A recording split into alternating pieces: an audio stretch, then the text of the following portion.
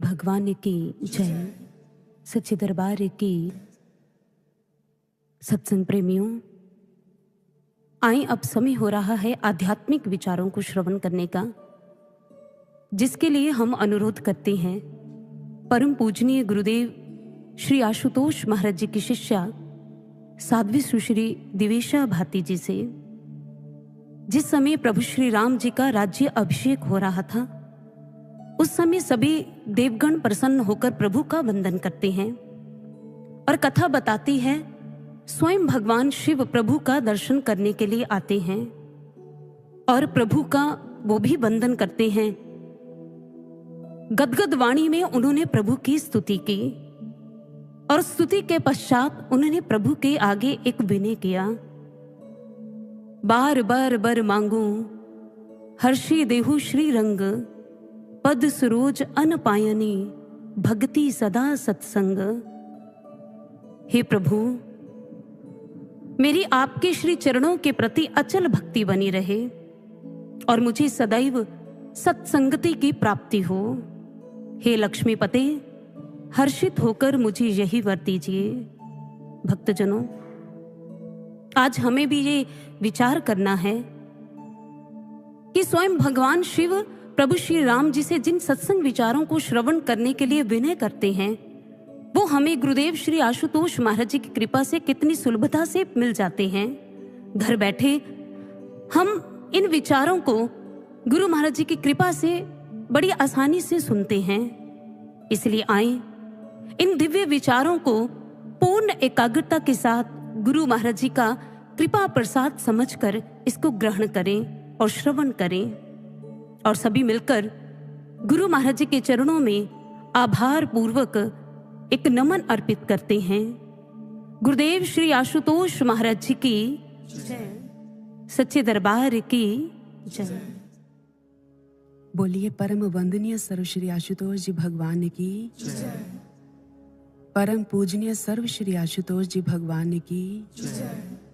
सच्चे दरबार की जय।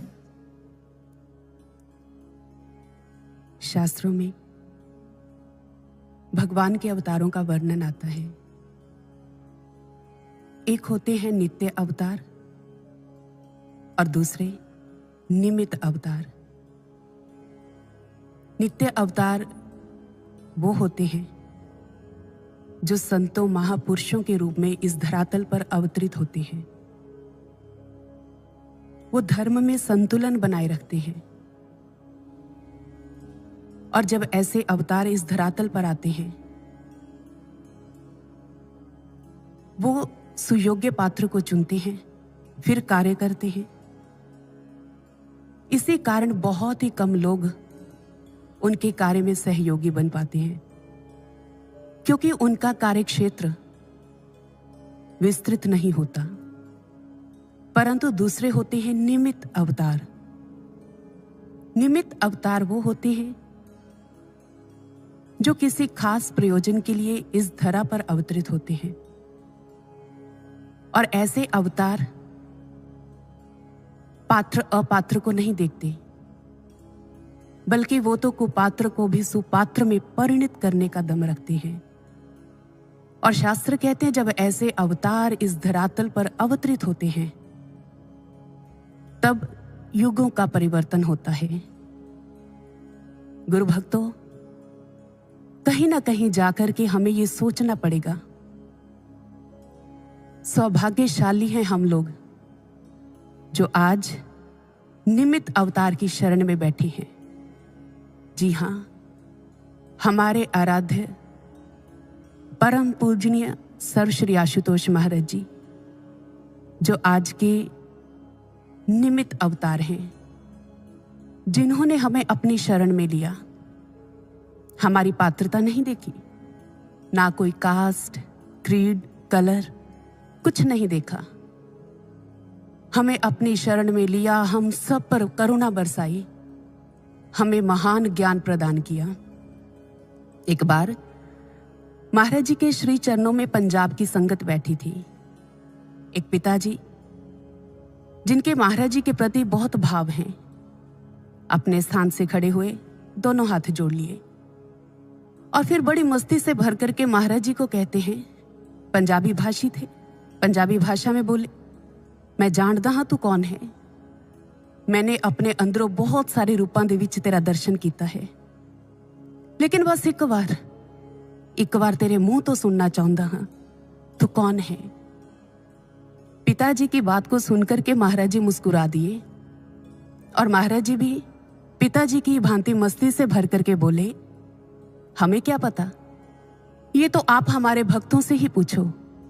अब जैसे ही महाराज जी ने ये बात कही, सभी भक्त लोग इतने खुश हो जाते हैं, इतने प्रसन्न हो जाते हैं, सब तालियां बजाते हैं, जयकारे लगाने लगे। अब किसी को कोई भी जवाब की तलब नहीं रही, सब खुश हो गई, सब संतुष्ट हो गए। लेकिन गुरु भक्तों, जैसे ही कुछ समय बीता, फिर अचानक से महाराज जी गंभीर स्वर में बोले, ज्ञान ही मेरा सर्वस्व है, ज्ञान ही मेरी शक्ति है।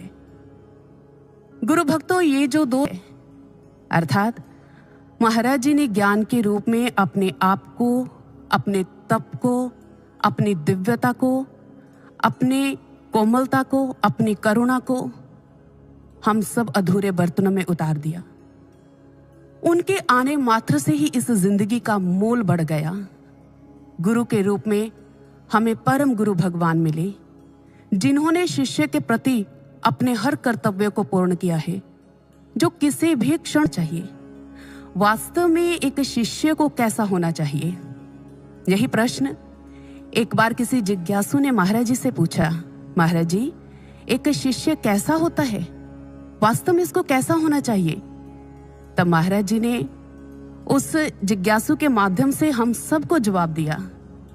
महाराज जी ने कहा, जिसे लेना आ जाए वही शिष्य है। महाराज जी की ये बात बहुत ही सारगर्भित है। धम्मपद, जो बौद्ध साहित्य का सर्वोत्कृष्ट ग्रंथ है, उसमें एक जगह गुरु की महिमा का वर्णन करते हुए कहा कि गुरु एक ऊंचे चमकते हुए पहाड़ की मानिद है। एक इतना ऊंचा, इतना विशाल पहाड़, जिसे कहीं से भी खड़े होकर के देख लो, वो सबको चमकता हुआ ही दिखता है।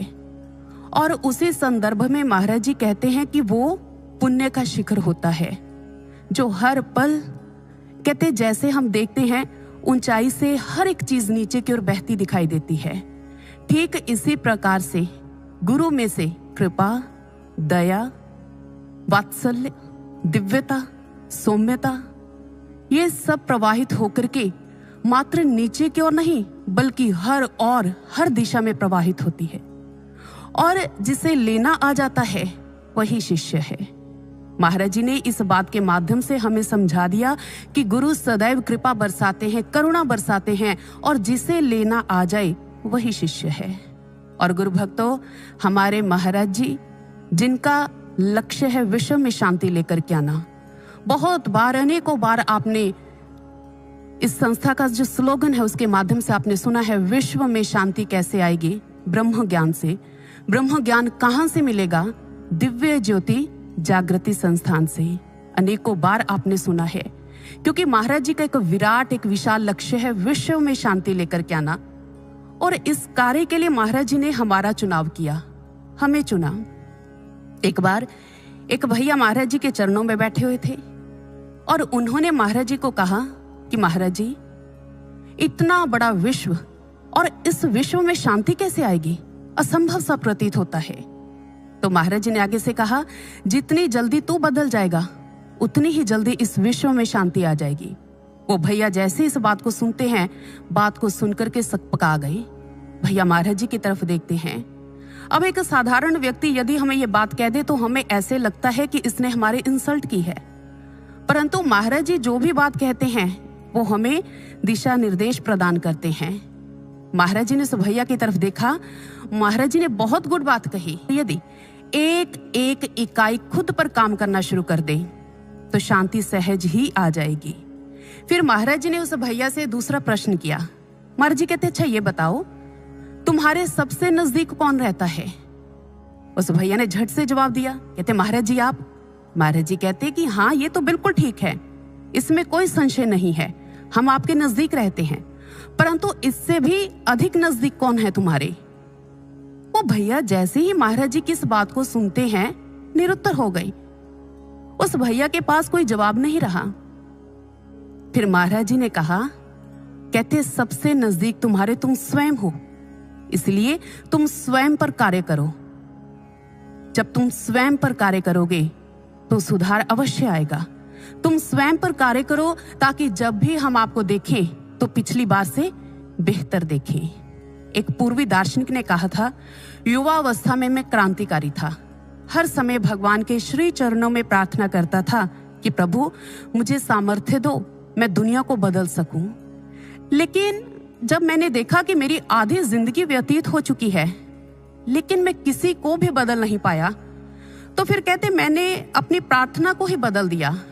मैंने ईश्वर के चरणों में ये प्रार्थना की कि प्रभु मुझे शक्ति दो, मैं उन लोगों को बदल पाऊं जो नित्य मेरे संपर्क में रहते हैं, जैसे मेरे परिवार के सदस्य और मेरे दोस्त मित्र। मैं उनको बदलूं, मैं इसी से संतुष्ट हो जाऊंगा, मुझे संतोष हो जाएगा। लेकिन जब मैंने देखा कि मैं बूढ़ा हो चुका हूं, अब मेरे पास जिंदगी के बचे कुछ दिन ही हैं, कुछ ही दिन बचे हैं, लेकिन मैं उन लोगों को भी बदल नहीं पाया, तो उस समय मैंने अपनी प्रार्थना को ही बदल दिया। मेरे प्रार्थना का रूप ही अपने आप बदल गया। और जानते हो मेरी प्रार्थना क्या थी?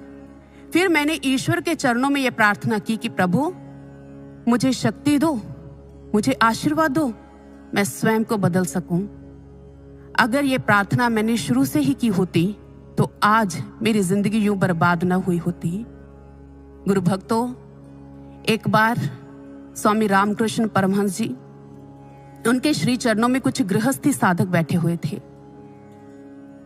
और उन लोगों ने रामकृष्ण परमहंस जी को कहा कि ठाकुर, आप हमेशा कहते हो ये जो ध्यान है, भक्ति है, ज्ञान, इन सब से समाज सुधर जाएगा, बदलाव आ जाएगा, सब कुछ ठीक हो जाएगा।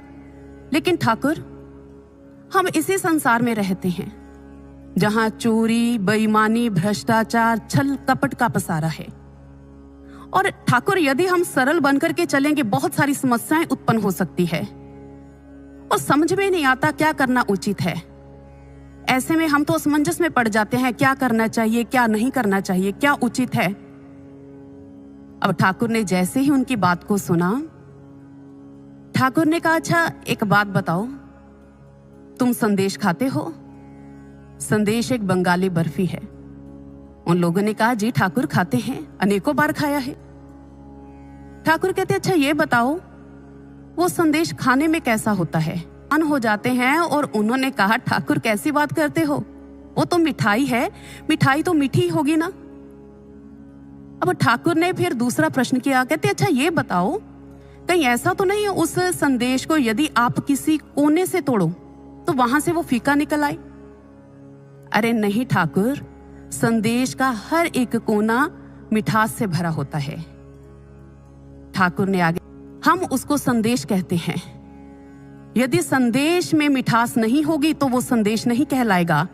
और यही बात मैं आप लोगों को समझाना चाह रहा हूं। आप भी संदेश के हर कोने की तरह हो और हर कोने को, हर तिनके को मीठा होना होगा, तभी शांतिपूर्ण समाज बनेगा। ठाकुर के कहने का तात्पर्य, यदि आप स्वयं पर स्टडी करोगे, आपका बिहेवियर जो है यदि वो चेंज हो जाएगा तो अवश्य ही इस समाज में शांति आ जाएगी। महाराज जी का कथन भी है, cluster of individuals form a family, cluster of families form a society, form a nation, cluster of nations form a world. So establish peace in individuals, the world will be in peace.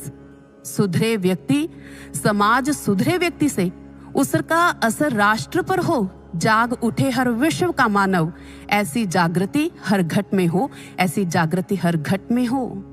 गुरु भक्तों, अनेकों बार, एक बार नहीं, दो बार नहीं, अनेकों बार हमने महाराज जी के इस कथन को सुना है। और कई बार ऐसा होता है, बहुत सारे लोग जब इन विचारों को सुनते हैं वो कहते हैं कि ये बहुत मुश्किल है, ये हमारी लाइफ का एक बहुत टफ सब्जेक्ट है, ऐसे लगता है कि असंभव है।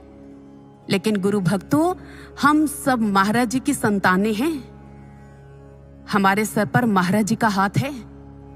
हमारे कर्म में धर्म होना चाहिए, हमारे कर्म में तप होना चाहिए, त्याग होना चाहिए। यदि हमारे कर्म में धर्म होगा तो अवश्य ही हमें सफलता मिलेगी ही मिलेगी। इसमें कोई संशय नहीं, इसमें कोई दो राय नहीं है। और महाराज जी हमारे साथ है, सफलता क्यों नहीं मिलेगी? इन बातों का एहसास होना बहुत जरूरी है।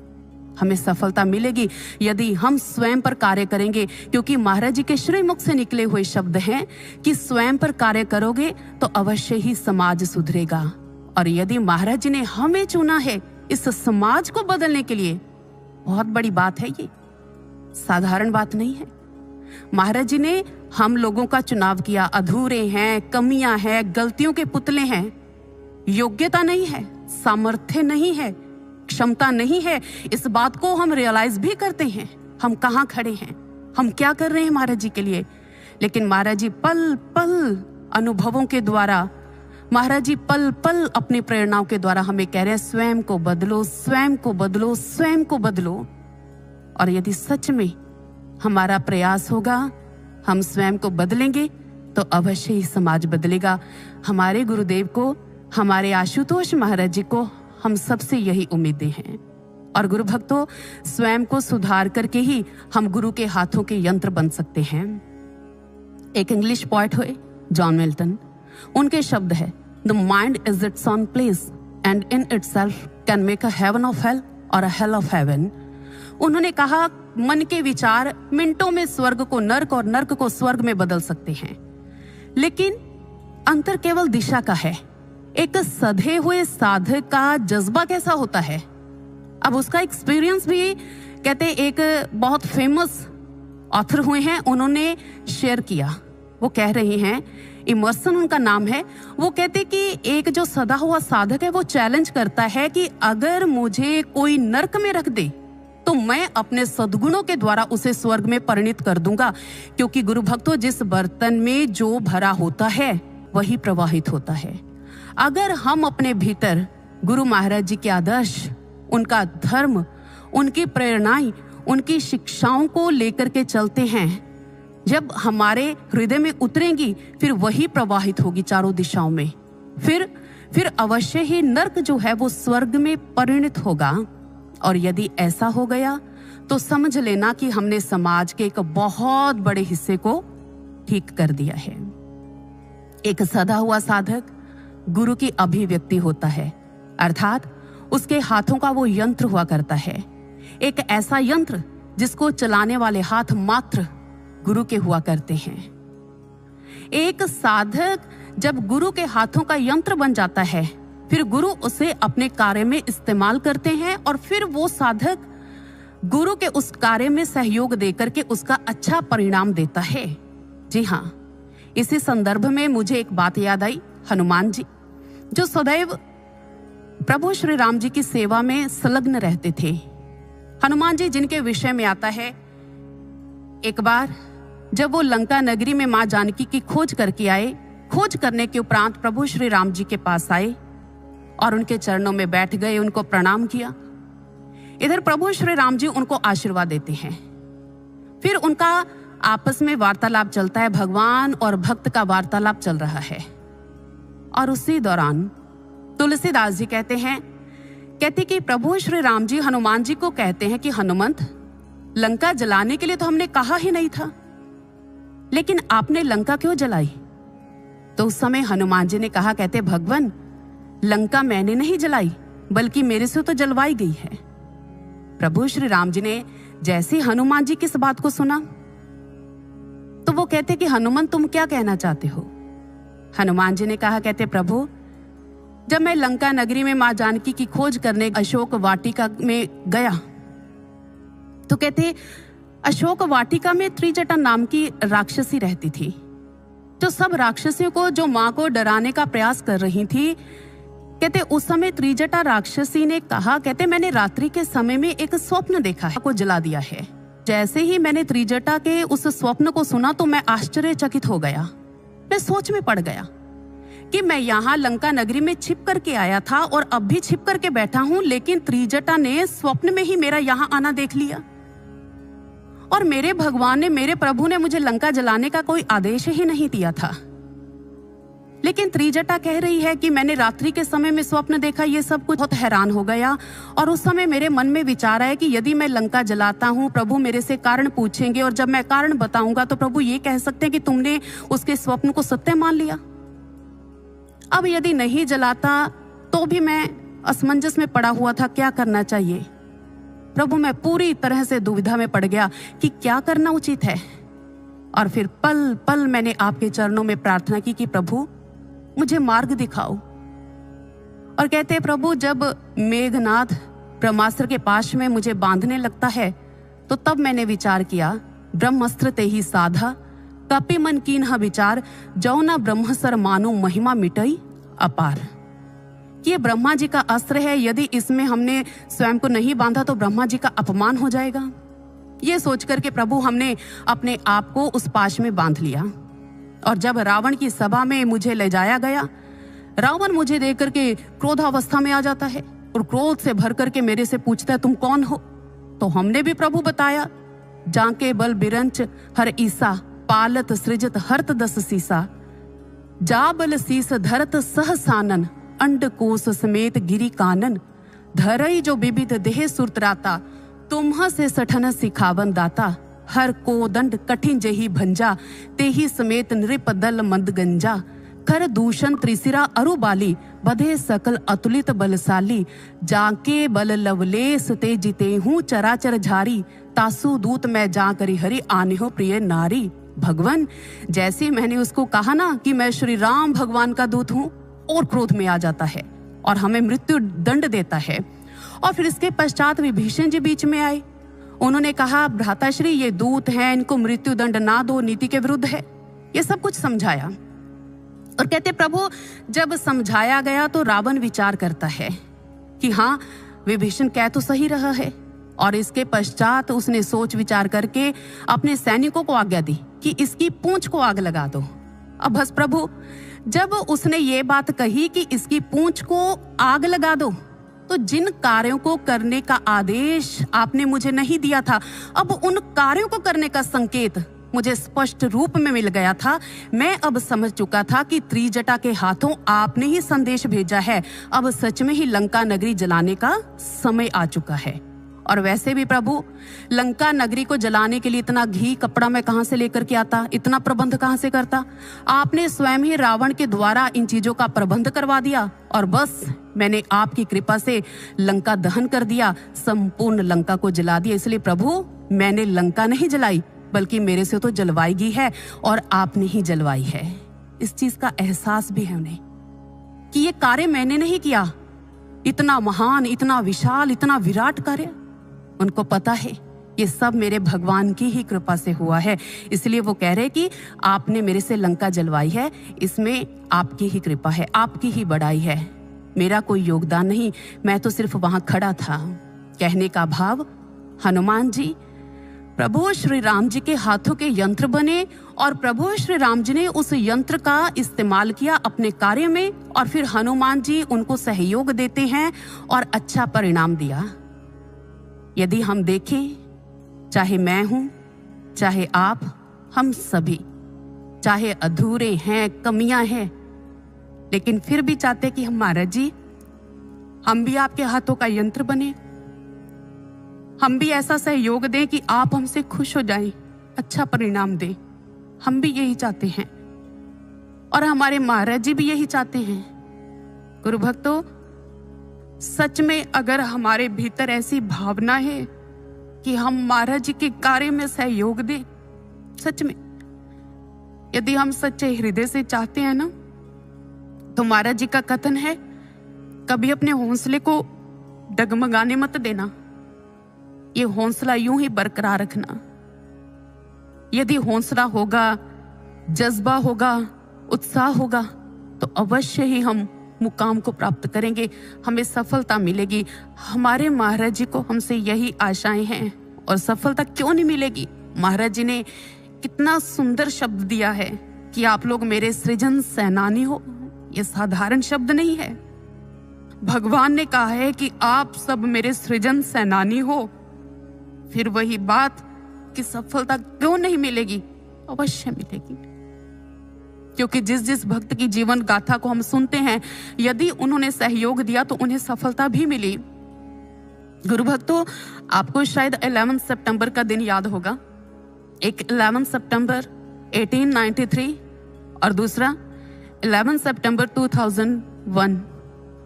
11 सितंबर 1893 को अमेरिका में एक उज्जवल इतिहास रचा गया और 11 सितंबर 2001 में अमेरिका में एक दर्दनाक इतिहास रचा गया, क्योंकि इस दिन अमेरिका के अंदर एक बहुत बड़ा आतंकी हमला हुआ था और इस आतंकी हमले ने अमेरिका के सीने पर एक ऐसा जख्म किया जिसकी टीस आज तक उन लोगों के हृदय में है। लेकिन 11 सितंबर 1893 को इसी दिन शिकागो की धरती पे एक बहुत बड़ा धर्म सम्मेलन हुआ और इस धर्म सम्मेलन में भारत के युवा सन्यासी स्वामी विवेकानंद जी गए। और जब विवेकानंद जी उस कॉन्फ्रेंस में गए, जिक्र आता है उस कॉन्फ्रेंस में 7,000 से भी अधिक ऑडियंस बैठे हुए थे और स्वामी विवेकानंद जी ने उस कॉन्फ्रेंस में जाकर के 5 शब्द बोले और वो शब्द आपने अनेकों बार सुने हुए हैं सत्संगों के माध्यम से, sisters and brothers of America. Just 5 words बोले और कहते वो 7,000 से भी अधिक ऑडियंस जो वहां पर बैठे हुए हैं वो इतना इम्प्रेस हुए, सभी लगभग 2.5 मिनट तक कंटिन्यूसली तालियां बजाते रह गए, इतना ज्यादा इम्प्रेस। पश्चिमी देश के लोग उस दिन भारत के मुरीद बन गए थे। अगर इस संसार में हम देखें, इस संसार में हमें जब कोई शिक्षा देता है, जैसे स्टूडेंट है, टीचर के पास गया, टीचर ने उसे शिक्षा दी तो वो स्टूडेंट गुरु मानता है उसे अपना। कारपेंटर है, इलेक्ट्रिशियन है, जब वो किसी से कोई कार्य सीखता है, शिक्षा हासिल करता है तो वो अपना उसे गुरु मानता है। ठीक इसी प्रकार से अमेरिका पर हमला करने वालों उन आतंकियों को भी किसी ने शिक्षा दी, लेकिन उसकी शिक्षाओं का अमेरिका के लोगों पर क्या प्रभाव पड़ा, इसका अंदाजा आप अच्छी तरह से लगा सकते हो। लेकिन दूसरी तरफ स्वामी विवेकानंद जी, जिनके जीवन में आध्यात्मिक गुरु आ चुके थे, स्वामी रामकृष्ण परमहंस जी, और उन्होंने मात्र उनको अपनी करुणा को, अपनी कृपा को उनके हृदय में डाल दिया और इसके पश्चात उन्होंने उनके महान व्यक्तित्व का निर्माण किया और उनके महान व्यक्तित्व का निर्माण कर उन्हें शिकागो भेजा और उनके महान व्यक्तित्व के द्वारा अपने तप, अपनी करुणा, अपनी दया, अपनी संपूर्णता को, कहते उनके व्यक्तित्व के द्वारा वहां उन लोगों तक प्रवाहित। और जितने भी ऑडियंस वहां पर बैठे थे, स्वामी रामकृष्ण परमहंस जी ने अपने तप को स्वामी विवेकानंद जी के द्वारा जब वहां प्रवाहित किया, वो सब इतने इम्प्रेस हो गए, वो लोग वहीं बैठे भारत भूमि को शत शत नमन करते हैं। स्वामी विवेकानंद जी, जिनके विषय में आपने सुना, इस समाज को सुविकसित और सुसंस्कृत बनाने में यदि उन्होंने अपने गुरु को सहयोग दिया, गुरु के कार्य में सहयोगी बने, तो कहते उन्हें सफलता मिली, वो सब लोगों के हृदय पर छा गए। और इस बात को भी जानते हैं कि ये सब मेरे गुरुदेव की कृपा से ही हुआ है, उनकी कृपा से ही आज ये लोग इतने प्रभावित हुए हैं, सब मेरे गुरुदेव की कृपा से हुआ है। और इसी संदर्भ में पलटू दास जी अपना एक एक्सपीरियंस शेयर कर रहे हैं। उन्होंने कहा, ना मैं किया न कर सको, साहिब करता मोर, करत करावत आप है पलटू पलटू शोर। अर्थात एक भक्त जो सच्चे मन से गुरु की सेवा करता है, वो जानता है कि मैंने तो मात्र खड़े होना है, करवाने वाले सिर्फ मेरे गुरु महाराज जी हैं, मेरे गुरुदेव हैं, और फिर मैं अपने लक्ष्य को अवश्य ही प्राप्त करके रहूंगा। जब वो पॉजिटिव बन करके चलता है तो स्वतः ही अपने लक्ष्य तक वो पहुंच जाता है। किसी ने बहुत सुंदर बात कही, गुरु और समुद्र दोनों ही गहरे होते हैं, लेकिन दोनों की गहराई में बहुत बड़ा अंतर होता है। कहते जब समुद्र में कोई छलांग लगाता है तो उस समय वो डूब जाता है, लेकिन जब गुरु रूपी समुद्र में कोई छलांग लगाता है तो वो डूबता नहीं, वो तर जाता है। और गुरु भक्तों, यदि हम भी गुरु रूपी समुद्र में छलांग लगाना चाहते हैं, यदि हम भी तरना चाहते हैं, तो इसके लिए सबसे बड़ी बात हमें उपलब्ध होना होगा, क्योंकि महाराज जी का कथन है, महाराज जी कहते हैं कि निर्माण की कला में जो उपलब्ध होगा उसी का तो निर्माण होगा। यदि उपलब्ध नहीं होगा तो उसका निर्माण कैसे होगा? अब एक चित्रकार है, चित्रकार उसने अपनी कलाकृति को बनाना है, कलाकृति के पूर्ण निर्माण के लिए उसके पास सामग्री का होना अति आवश्यक है। यदि सामग्री कहे, कैनवस कहे मैंने नहीं आना, यदि कलर्स कहे मैंने नहीं जाना, यदि ब्रश कहे मैंने नहीं जाना, तो एक कलाकार कलाकृति का निर्माण कैसे कर पाएगा? ये तो असंभव है। इन सब का उपलब्ध होना बहुत जरूरी है। स्वामी योगानंद परमहंस जी बहुत सुंदर बात कहते हैं। कहते गुरु तो इतने दयालु हुआ करते हैं, इतने दयालु। यदि एक शिष्य सच्चे मन से, निष्ठा से तप करता हुआ यदि गुरु के कथना अनुसार अपने आप को ढाल लेता है, उपलब्ध करके गुरु के आज्ञा अनुसार चलता है, तो फिर कहते गुरु उसे अपना ही रूप प्रदान कर देते हैं। आपने अनेकों बार इस वाणी को भी सुना हुआ है, पारस और गुरु ते बड़ो अंतरो जान, वो लोहा कंचन करे गुरु कर ले आप समान। अनेकों बार सुना हुआ है। और इसी संदर्भ में महाराज जी ने बृहदारण्यक उपनिषद को उद्धृत करते हुए एक उदाहरण दिया। महाराज जी कहते कि अगर आपको कोई लोहे की गेंद दे और लोहे की गेंद दे करके आपको कहे कि बताओ ये दिखने में कैसी है, इसका कोई प्रकाश, इसकी कोई आभा है, तो आगे से आप कहोगे कि नहीं, ये तो मात्र एक निस्तेज लोहखंड है, ये तो मात्र एक लोहे का टुकड़ा है, उसमें ताप आ जाता है। लेकिन यदि आप उसे थोड़ा और अधिक देर अग्नि में डाल करके रखते हो तो क्या होगा?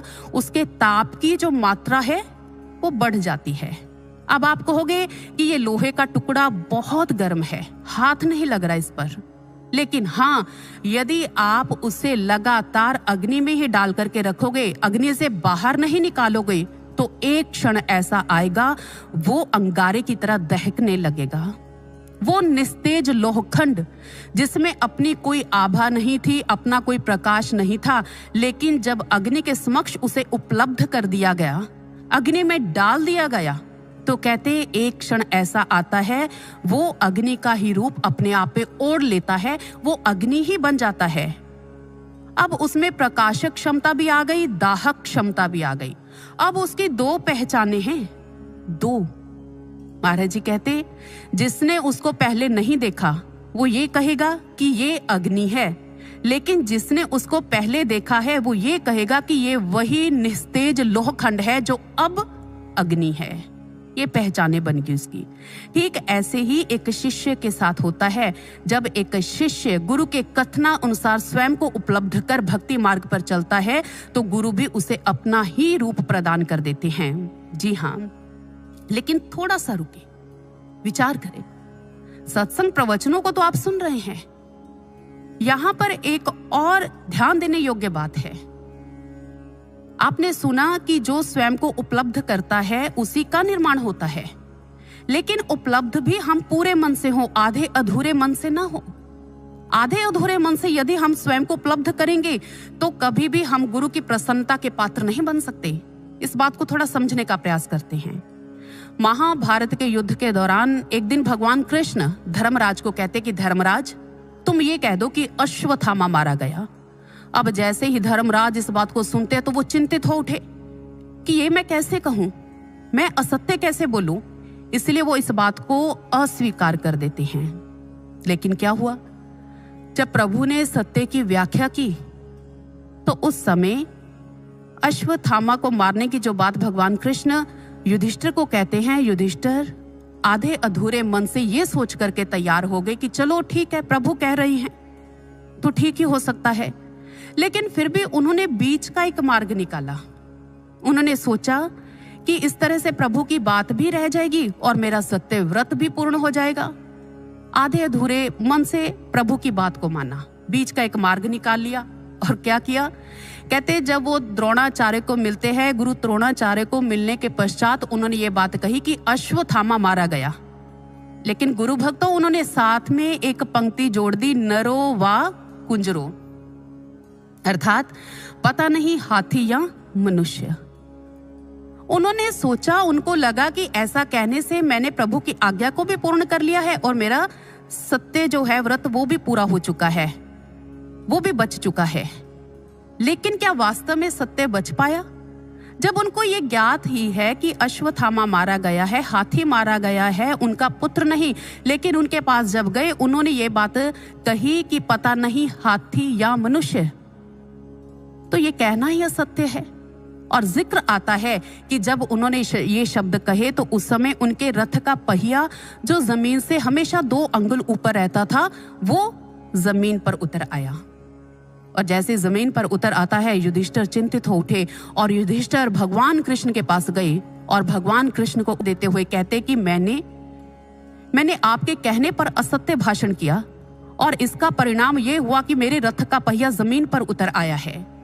तो उस समय भगवान कृष्ण कहते कि युधिष्ठिर, इस कारण रथ का पहिया नीचे नहीं आया क्योंकि आपने केवल हमारी आधी बात को माना था।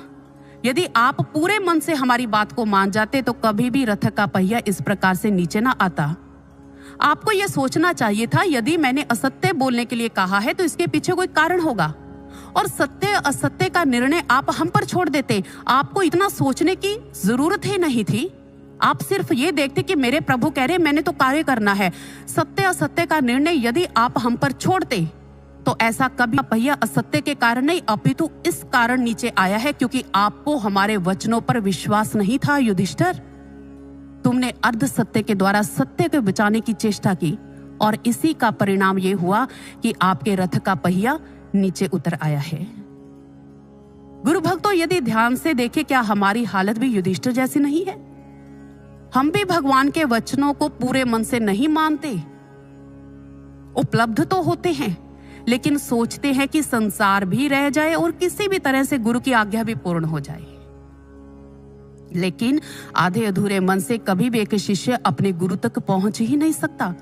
इसलिए गुरु के वचनों के आगे बुद्धि न लगाएं। सोच विचार कि गुरु के आगे हम निर्मल बालक के समान बन जाएं। निर्मल बालक के समान जब आप बन जाओगे तो आपके प्रभु आपका योगक्षेम वहन करेंगे। इसलिए गुरु के वचनों को मानकर उनकी कीमत को जानकर के उन पर चले, इसी में ही हमारी जिंदगी का कल्याण है। हम केवल दृढ़ संकल्पित होकर के पूरे मन से स्वयं को उपलब्ध कर इस मार्ग पर चलते जाएं। इसी में जीवन की सार्थकता है, इसी में जीवन का कल्याण है। एक बार किसी बहन ने महाराज जी को कहा कि महाराज जी, द्वापर युग में भगवान कृष्ण ने घोषणा की थी कि ज्ञान बहुत सारे लोग लेंगे, चलेगा कोई कोई, लेकिन हमारे तक कोई विरला एक ही पहुंचेगा। लेकिन महाराज जी, यदि वर्तमान समय की बात करें, आपका जन जन में प्रचार प्रसार हो रहा है, बहुत सारे लोगों ने ज्ञान दीक्षा को प्राप्त किया है, और महाराज जी, क्या कोई विरला एक ही होगा इतने सारे लोगों में से जो आप तक पहुंचेगा? उस बहन ने जब ये बात महाराज जी को कही तो महाराज जी आगे से मुस्कुरा दिए और गुरु भक्तों, उस बहन के माध्यम से हम सबको जवाब दे दिया। महाराज जी ने कहा, कहते यदि हर एक साधक अपने हृदय में ये दृढ़ संकल्प धारण कर ले कि वो विरला मैं ही हूं जो अपने गुरु के मार्ग पर चलता हुआ एक दिन अवश्य ही अपने गुरु को प्राप्त करूंगा, तो निस्संदेह हर एक साधक अपने लक्ष्य को अवश्य प्राप्त करके रहेगा। इसमें कोई संशय नहीं है। बस एक साधक को दृढ़ संकल्पित होने की आवश्यकता है। वो यही सोचे, वो यही प्रण निर्धारित करे कि वो विरला मैं ही हूं जो अपने गुरु को प्राप्त करके रहूंगा, तो सब हमें प्राप्त कर जाएंगे, सभी अपने लक्ष्य को पा जाएंगे। महाराज जी की ये बात सार गर्भित है। बस हम दृढ़ संकल्पित होकर के महाराज जी के आदर्शों को, महाराज जी की प्रेरणाओं को, महाराज जी की शिक्षाओं को अपने जीवन में, अपने चरित्र में उतार लें। और जब हम अपने चरित्र में उतार लेंगे तो अवश्य ही हम अपने लक्ष्य को प्राप्त कर सकते हैं। लेकिन गुरु भक्तों, यहाँ पर एक और बात ध्यान देने योग्य है।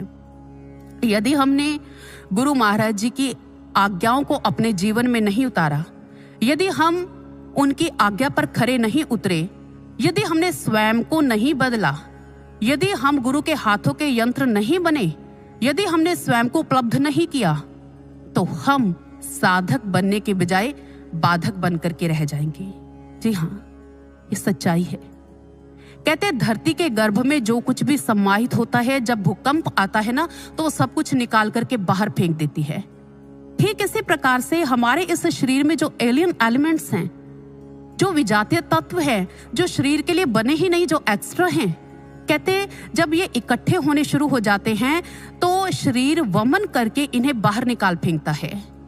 और इसी प्रकार से एक साधक एग्जाम्पल देते हुए कहा, एक साधक जब भक्ति मार्ग पर चलता है, चलते चलते यदि वो महाराज जी के गुरु के कार्य में, यदि वो मिशन में, यदि वो मिशन के संगठन में विजातीय तत्व बनने की कोशिश करता है ना, गुरु तो नहीं चाहते, लेकिन वो स्वयं ही इस भक्ति मार्ग से विचलित होकर के छिटक कर दूर जा गिरता है।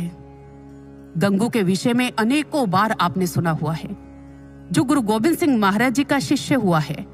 जब गंगू की बुद्धि खराब हुई, जब उसके भीतर लालच का कुत्ता भौंका, तो उस समय कहते गंगू ने गुरु गोविंद सिंह महाराज जी के 2 पुत्रों को पकड़वा दिया, जिनको छोटे साहिबजादे कहा जाता है, उनको पकड़वा दिया। और अपने इस कुकृत्य के कारण ही वो गुरु से दूर हो गया और आज तक लोग उसे घृणा की दृष्टि से देखते हैं। अर्थात वो अपने गुरु के कार्य में विजातीय तत्व बना और इसका परिणाम क्या हुआ? वो अपने गुरु से दूर हो गया, अपने गुरु की कृपा को संभाल नहीं पाया, अपने गुरु को समझ नहीं पाया, इसलिए वो साधक बनने की बजाय बाधक बनकर के ही रह गया। यदि शिक्षा लेनी है तो राधिका के जीवन से ले। राधिका जी, आप सबने सुना होगा, जब भगवान कृष्ण वृंदावन छोड़ के जाते हैं तो सभी गोकुलवासी रो रहे हैं, राधिका जी भी रो रही हैं। भगवान कृष्ण उनके पास गए और उनके पास जाकर के उनको कहा कि राधा, यदि तुम एक बार अपने मुख से ये बात कह दो कि प्रभु मत जाओ, तो सच में हम तुझे वचन देते हैं, हम नहीं जाएंगे। लेकिन आगे से राधा जी ने कहा, प्रभु मैं राधा हूं, आपके कार्य की बाधा नहीं हूं। हम भी राधिका जी की भांति अध्यात्म में गलना चाहते हैं, आध्यात्मिकता में पकना चाहते हैं। हम भी एक ऐसे शिष्य बनना चाहते हैं जो अपना अस्तित्व और अहम को खत्म कर अपना वजूद ही खो दे, जिसकी पहचान सिर्फ और सिर्फ गुरु ही गुरु हो। और गुरु भक्तों, महाराज जी ऐसी पुकार को अवश्य सुनते हैं, वो जरूर सुनते हैं। बस हम निरंतर प्रयासरत रहें। और सबसे बड़ी बात, हम ये अच्छी तरह से जानते हैं, महाराज जी का जो कार्य है ना, वो स्वयं करने में सक्षम है, स्वयं। लेकिन फिर भी हमारे उत्थान हेतु उन्होंने हमें शामिल किया अपने इस दिव्य काफिले में, हमारे ही उत्थान हेतु। और इतना ही नहीं, वो निरंतर हमें हैं। हाँ, ये बात अलग है इस चीज का हमें एहसास हुआ है या नहीं हुआ, लेकिन वो निरंतर हमारे साथ है। मीरा जी को एहसास पूरी तरह से हो चुका था। मीरा जी के जीवन की बहुत सुंदर घटना है।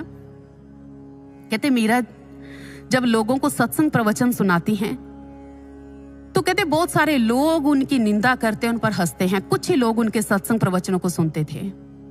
एक व्यक्ति कितने ही दिनों से मीरा जी को देख रहा था कि ये लोगों को सत्संग प्रवचन सुनाती है, धर्म का संदेश सुना रही है, लेकिन लोग इन पर हंसते हैं।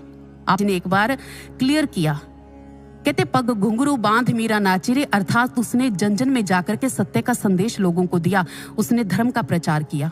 और जब कर रही है, लोग हंसते हैं, निंदा करते हैं। वो भाई मीराबाई जी के पास आए, उसने कहा, बहन मैं कितने दिनों से देख रहा हूं तो लोगों को सत्संग प्रवचन सुनाती है, ये लोग तेरे ऊपर हंसते हैं, ये लोग तेरी निंदा करते हैं, तुझे सुनते नहीं हैं। क्या तेरे अकेले बोलने से ये समाज सुधर जाएगा? इस समाज में रहने वाले लोग सुधर जाएंगे? तू इतना प्रयास कर रही है, इतनी मेहनत कर रही है, तो लोगों को सत्संग सुनाती है, तेरे अकेले सत्संग सुनाने से ये समाज सुधर जाएगा बहन? तो आगे से मीरा जी ने बहुत सुंदर बात कही। मीरा जी ने कहा, कहते मैं ये नहीं कहती मेरे बोलने से समाज सुधरेगा, मैं ये नहीं कहती, लेकिन हाँ मैं इतना जरूर कहती हूं, मैं जानती हूं इस बात को कि ये कार्य मुझे मेरे गुरु ने सौंपा है। और मैं इस बात को अच्छी तरह से जानती हूं, मेरे गुरु निरंतर मेरे साथ हैं। और जिनके साथ गुरु होते हैं, जिनके साथ भगवान होते हैं, दुनिया की कोई भी ताकत उन्हें हरा नहीं सकती। उन भक्तों की हमेशा जीत ही जीत होती है। ऐसा जज्बा, ऐसा उत्साह हमारे भीतर भी हो। किसने खूब कहा, शेर अपनी वीरता के कारण जंगल का राजा कहलाता है, जंगलों में चुनाव नहीं होते। यदि ऐसा जज्बा, ऐसी वीरता हमारे भीतर होगी तो हम भी मीरा जी की तरह, अन्य भक्तों की तरह सधे हुए साधक बन सकते हैं, सधे हुए साधक। और महाराज जी को भी हम लोगों से यही उम्मीदें हैं। महाराज जी भी चाहते हैं ये सधे हुए साधक बने, मैंने समाज के विराट प्रांगण में खड़ा कर दूं कि लोग भी हमें आकर के पूछने के लिए मजबूर हो जाए, आपके गुरुदेव का नाम क्या है। लोग मजबूर हो जाए। ऐसा साहस, ऐसी वीरता, ऐसा जज्बा लेकर के हम चले और इस बात को कभी ना भूले कि महाराज जी हमारे साथ हैं। उनकी कृपा से सब कुछ हो सकता है। यदि उन्होंने कहा है, यदि उन्होंने आज्ञा लगाई है तो वो करवा करके भी रहेंगे, क्योंकि हमें साधारण नहीं, हमें वर्तमान समय के युग दृष्टा मिले हैं, एक पूर्ण गुरु मिले हैं। और ये बात कहते हुए मैं बिल्कुल भी हिचकिचाहट महसूस नहीं करूंगी, वो साक्षात परब्रह्म परमात्मा है। सांसारिक दृष्टिकोण रखने वाले लोग इन बातों को चाहे ना समझे, लेकिन ब्रह्म ज्ञानियों का काफिला इस बात को रियलाइज कर चुका है। बहुत सारे लोग हैं जिनको महाराज जी प्रकट होकर के दर्शन भी देते हैं, उनके अनुभवों में आते हैं। आप लोगों का ये एक निजी अनुभव है कि हमारे गुरुदेव साधारण ही वो भगवान है, बस उनके बतलाए हुए मार्ग पर हम चलते जाएं। तो इसी के साथ मैं अपने विचारों को यहीं पर विराम दूंगी और अंत में जय घोष करेंगे।